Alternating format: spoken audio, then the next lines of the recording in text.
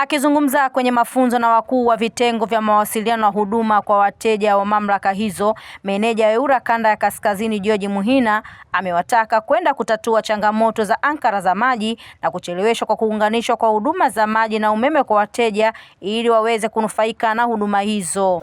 Taasisi zote hizi, mamlaka za maji pamoja na wenzetu wa nishati kwa maana ya TANESCO, wana maafisa wanaoitwa maafisa wa huduma kwa wateja, lakini pia wana maafisa uhusiano kwa maana public relation officer.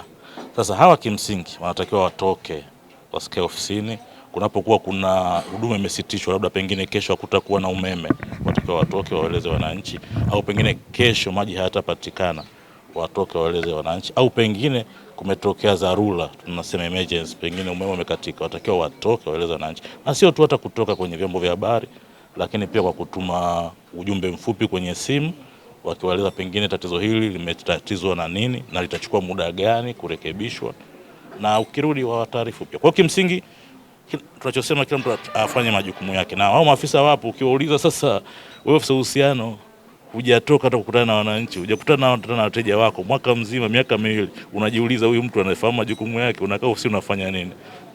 Kwa hiyo kimsingi na maafisa uhusiano na maafisa huduma kwa wateja ni muda sasa wa kukaa maofisini, watoke. Na ni vizuri pia wakasikia wananchi, wakapata maoni yao, lakini unapokuwa kuna shida, kuna dharura, kuna tatizo la huduma, wao wataarifu wateja wao.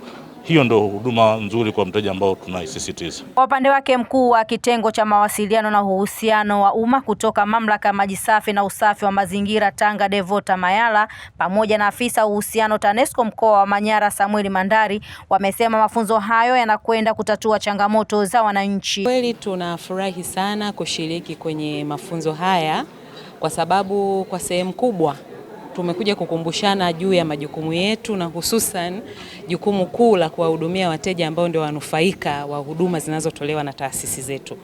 Kwa hiyo kipekee tunawashukuru sana EWURA, tumepata mafunzo mazuri sana, tumekumbushwa wajibu wetu na nafasi zetu, lakini kipekee zaidi umuhimu wa nafasi zetu kwa jamii ambazo tunazihudumia. Kwa hiyo tunawashukuru sana EWURA, tumefurahi na zaidi tumekutanishwa zile sekta nyeti. Maji na umeme kwa kweli ni sekta nyeti sana kwenye jamii ambazo tunazihudumia. Kwa hiyo tunapokutana hivi tunabadilishana uzoefu, tunapeana experience katika maeneo yetu na tunaboreshana. Kwa hiyo tunawashukuru sana kwa forum kama hii na tunaomba isiwe siku moja, iwe ni zaidi ili tupate uwanda mpana wa kukumbushana mengi zaidi. Tunashukuru kwa semina hii ambayo tumeipata ambayo imetolewa na EWURA. Semina hii inatuwezesha sisi kama TANESCO kuweza kutekeleza majukumu yetu kwa kufuata taratibu, sheria na kanuni ambazo ndizo zinazotuongoza kwenye kufanya kazi. Semina hii imelenga hasa kuhakikisha huduma tunazozitoa kwa wateja zinawafikia kwa wakati, lakini pia zinakuwa za kiwango cha juu. Na ndio msingi haswa EWURA ambao wanasimamia kama wadhibiti kuhakikisha mlaji yule wa mwisho anapata huduma iliyo bora na anaipata kwa wakati. Semina hizi sisi tunapenda kuendelea kutolewa kwa sababu zinatuwezesha kutukumbusha kutekeleza majukumu yetu kwa ufasaha na kuwa na ufanisi kwenye kutoa huduma.